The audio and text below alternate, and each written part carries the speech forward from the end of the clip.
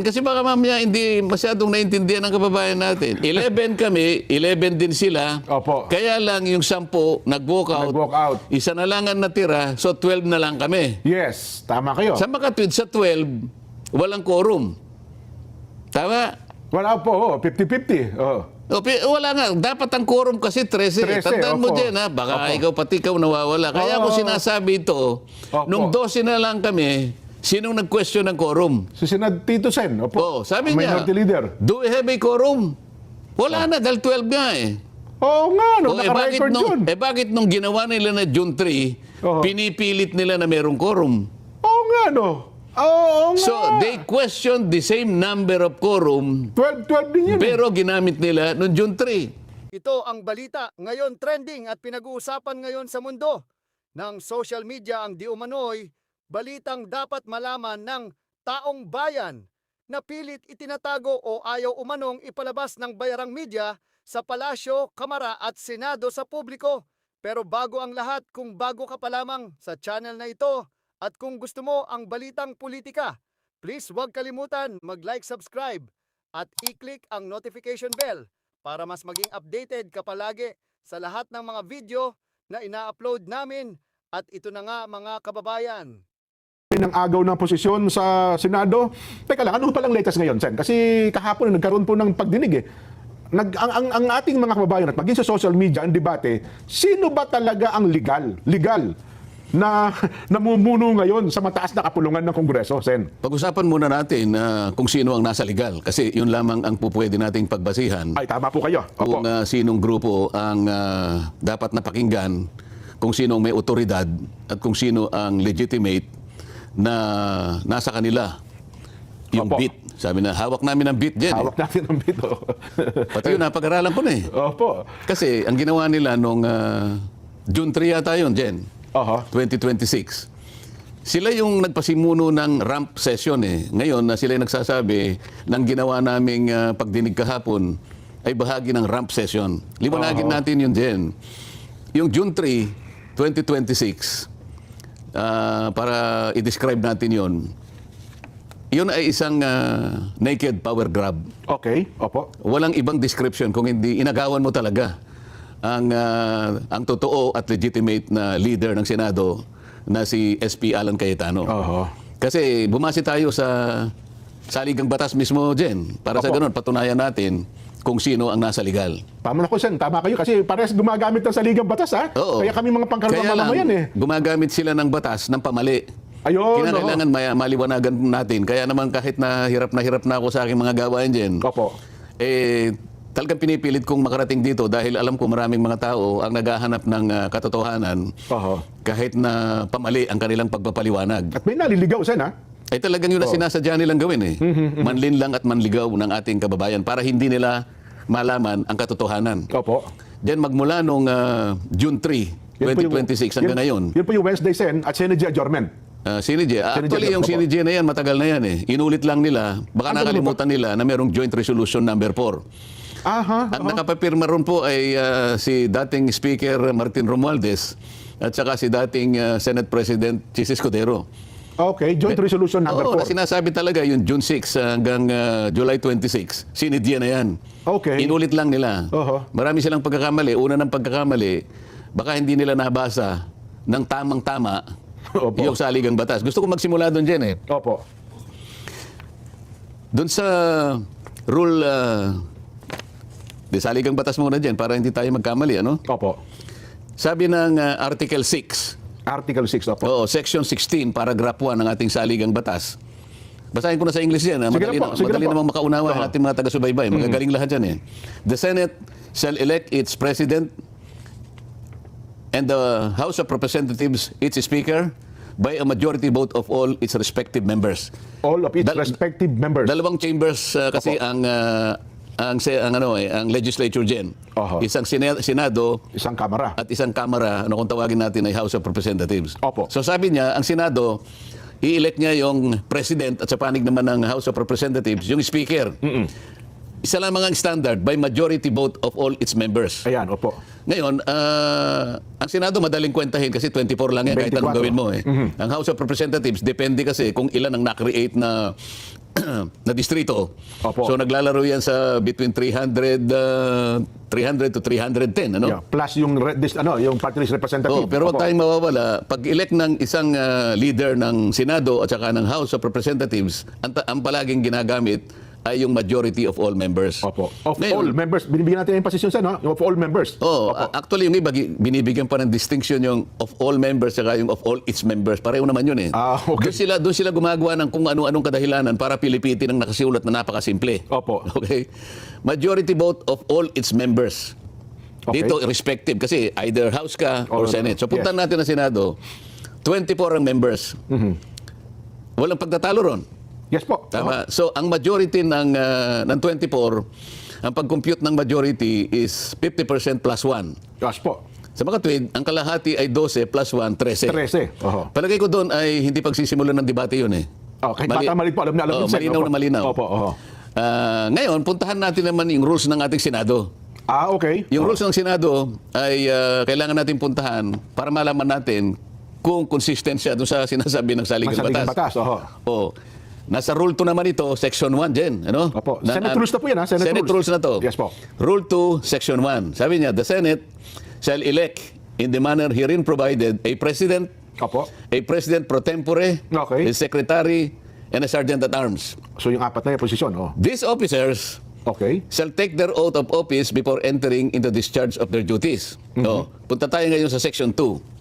The officers of the Senate, binanggit ko na sa iyo kanina, yung Yes, apat, the Senate, the Senate President, Pro tempore, Senate Pro Tempore, Secretary, Secretary, Sergeant and at Arms. Sergeant at Arms. Sabi Opo. niya, the officers of the Senate shall be elected by the majority vote of all its members.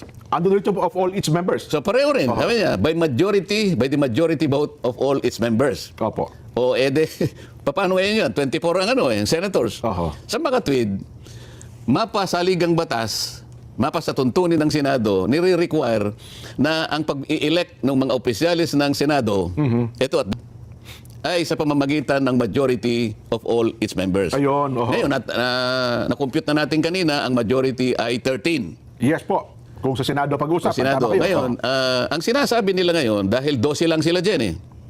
12 lang sila nung sila'y gumawa ng mga actions na nag-elect sila ng Senate pro tempore. Opo. Nung June 3 ho yan. Nagalap. Opo. President pro tempore. Opo. Pagkatapos nag-elect sila ng acting Senate President. Oho. Nag-elect sila ng Sergeant at Arms at nag-elect sila ng Secretary.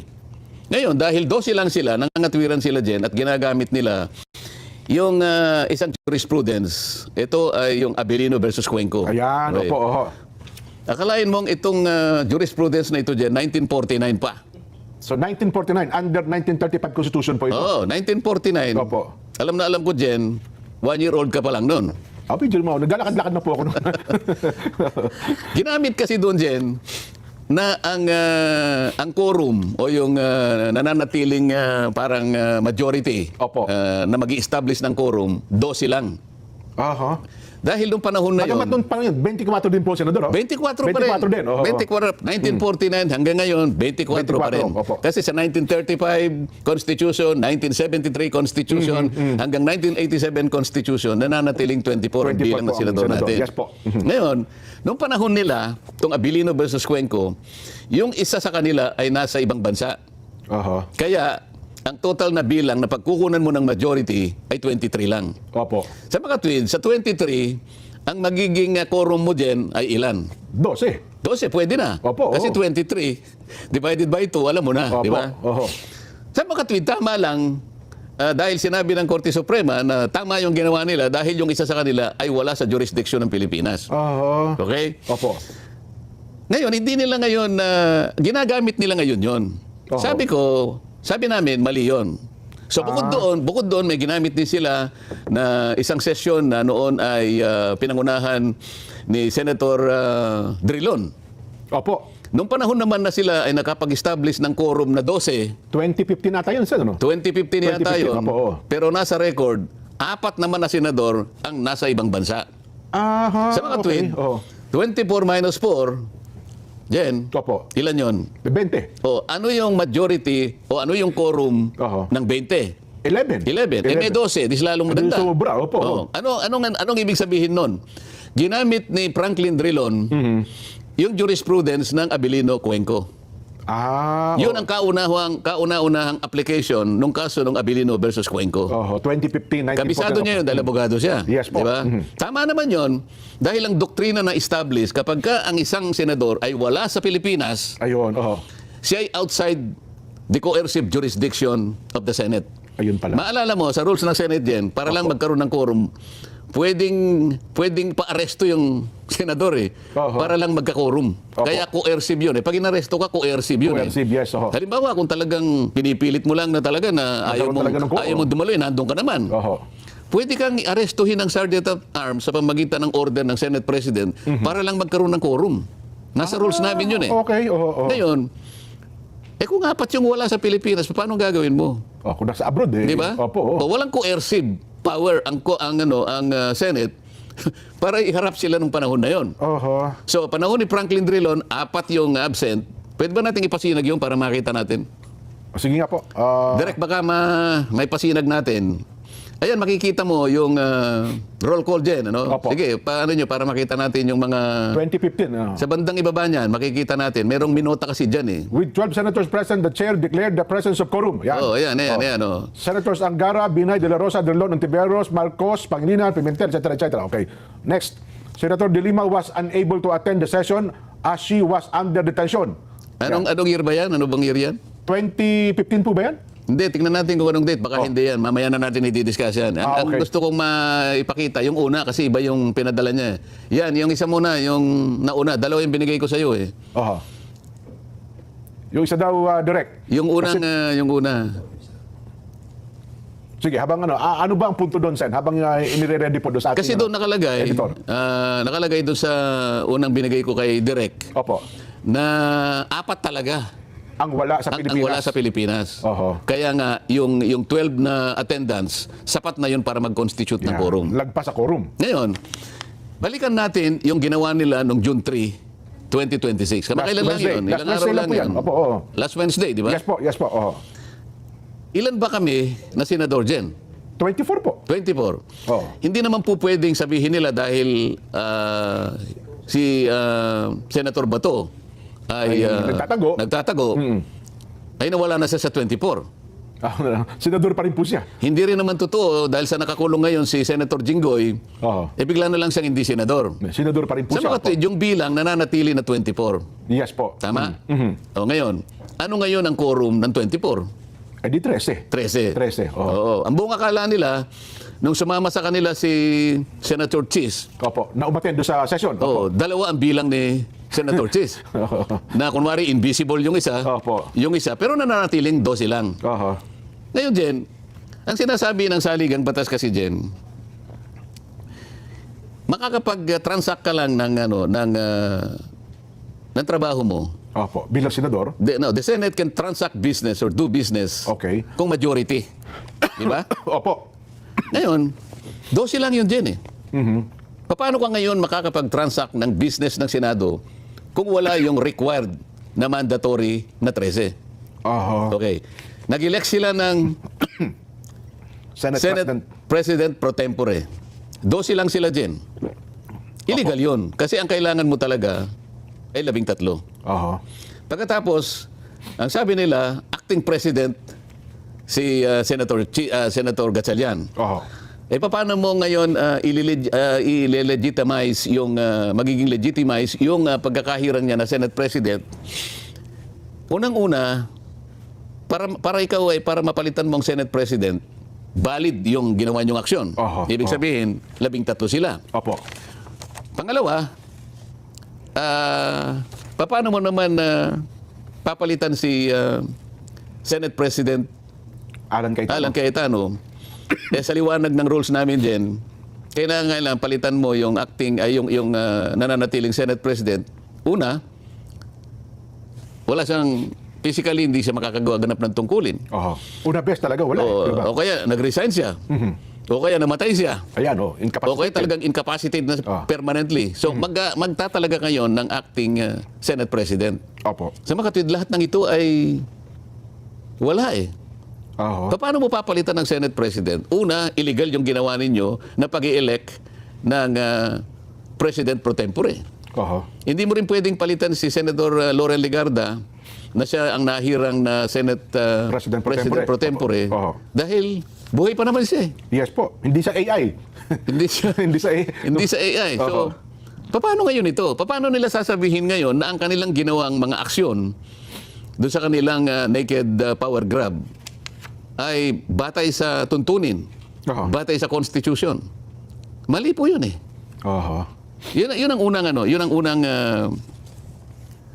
batayan kung bakit natin sinasabi lahat ng ginawa nilang aksyon, lahat ng ginawa nilang pagdidesisyon, kung ano man yon, walang basihan sa saligang batas, walang basihan sa konstitusyon. Oho. Ito pang isang dyan na kailangang malaman ng kababayan natin kung bakit yung 12 ay kailanman ay hindi magiging batayan ng legalidad o legitimacy ng kanilang ginawa. Opo. Halimbawa, noong May 26, 2026 dyan, yung mga members ng Bendalo, Okay. Oho. May 26 po ito. Oh. May 26. Kaya tinawag ko na members ng Bendalo dahil palagi nilang binabaluktot ang mga batas eh.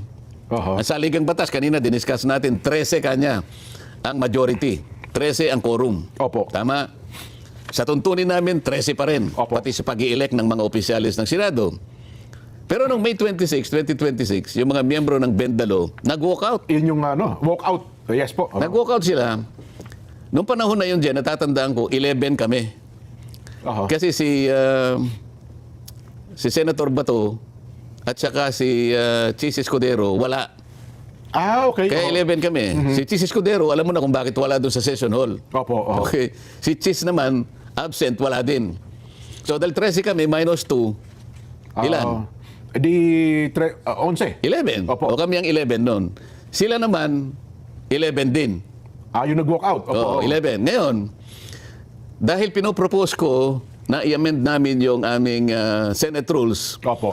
magdadagdag ako ng isa pang paragraph sa Section 41 ng aming tuntunin din para sana mapayagan ang isang senador sa isang kailangan na pagkakataon na makapag-participate siya o makaboto sa aming mga pinag-uusapan kahit virtual o online sa Yes. pagitan ng teleconferencing o kaya ay video conferencing Yes po. o ilan mang akmang gamit para sa ganon ay makasama siya sa araw na yon. Ano? Yes po.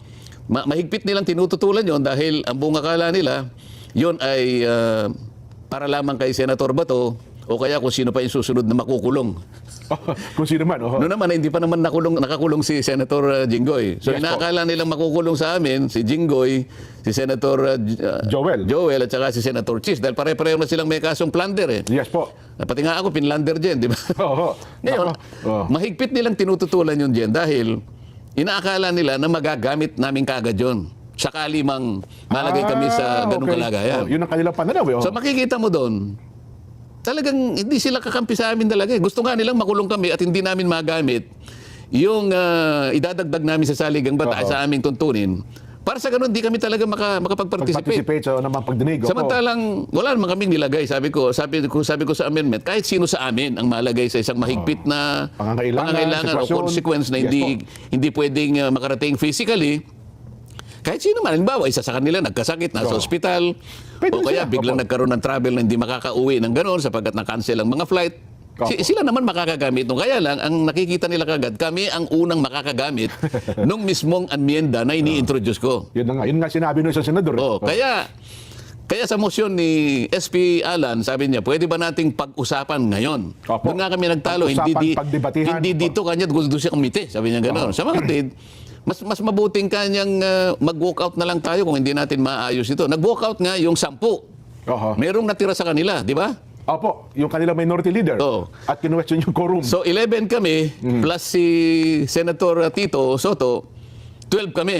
No, sabi niya, Warm body na nasa plenaryo ng time na yun. sabi Opo. niya, is there a quorum? Opo. Alam niya nang nawala ng quorum dahil 12 na nga kami. Oho. Tama, Jen? Tama po. Oh. Ulitin natin kasi baka mamaya hindi masyadong naintindihan ng kababayan natin. 11 kami, 11 din sila. Opo. Kaya lang yung 10 nag-walk out. Nag-walk out. Isa na lang ang natira, so 12 na lang kami. Yes, tama kayo. Sa makatwid sa 12, walang quorum. Tama? Wala po, 50-50. Oh. Wala nga. Dapat ang quorum kasi 13. 13, Tandaan mo opo. dyan, ha? Baka Opo. ikaw pati ikaw nawawala. Kaya ako Oo. sinasabi ito, Opo. nung 12 na lang kami, sinong nag-question ng quorum? Si Senad Tito Sen. Opo. Oh, sabi niya, Minority leader. do we have a quorum? Wala na, dahil 12 nga eh. Oo nga, no, O, naka-record yun. bakit nung ginawa nila na June 3, Oo. pinipilit nila na merong quorum? Oo nga, no. Oo nga. So, they questioned the same number of quorum, 12 din yun. pero ginamit nila noong June 3. Hindi pa naman malayo yung May 26 eh, Oo. sa June 3. Tsaka tanda ko yun, sir. Halos isang linggo pa lang. Opo, tama kayo. Oo. Yan ba mahirap intindihin?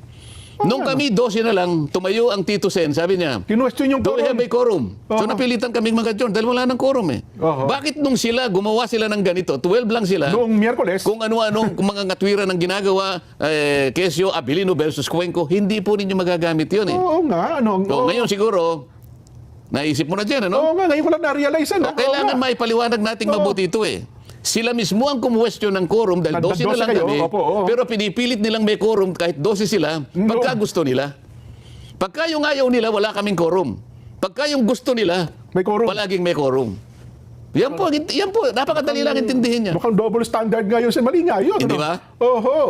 Ang quorum palaging 13. Tama. Mga kababayan, mangyayari lang 12 kung halimbawa yung isa sa amin nasa ibang bansa po. Nasa ibayong Tandaan dagat. po nyo, yun po yung doktrina na na-establish po sa Abilino versus Cuenco. At yan po ay ginamit panahon ni Franklin Drilon dahil 4 po yung wala, 20 na lang po yung basis po ng computation ng quorum o ng majority, kaya yung 12 po pwede na. Ayun. Pero sa panig po namin ngayon, wala pong umaalis ng bansa.